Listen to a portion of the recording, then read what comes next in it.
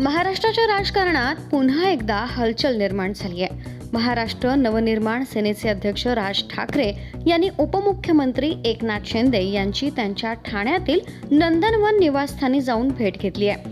ठाकरे बंधूंची युती झाल्यानंतर राज ठाकरे प्रथमच शिंदेंच्या भेटीला गेले आहेत. त्यामुळे या भेटीचं राजकीय महत्त्व अधिक वाढलंय.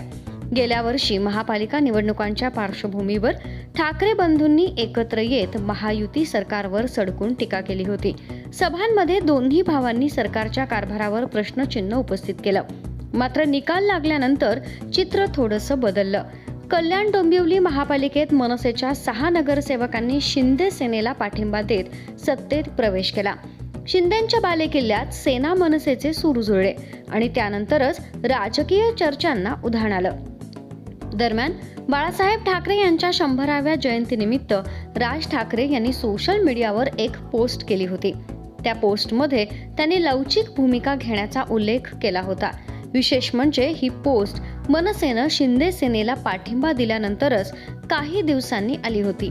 मग आता प्रश्न असा निर्माण होतोय, राज ठाकरे यांची ही भेट त्या लवचिक भूमिकेचा भाग आहे का, की महाराष्ट्रात नवं राजकीय समीकरण आकार घेतंय?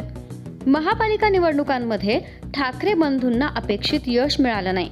मुंबईत मनसेला केवळ 6 जागा मिळाल्या, तर उद्धव ठाकरे यांच्या गटाला 65 जागांवर विजय मिळाला. त्यामुळं युतीचा अधिक फायदा उद्धव ठाकरेंनाच झाल्याची चर्चा रंगली. दुसरीकडे चंद्रपूरमध्ये शिवसेना उबाठानं भाजपला साथ दिली. त्यामुळं ठाकरे युतीतील अंतर्गत मतभेदही उघड झाले.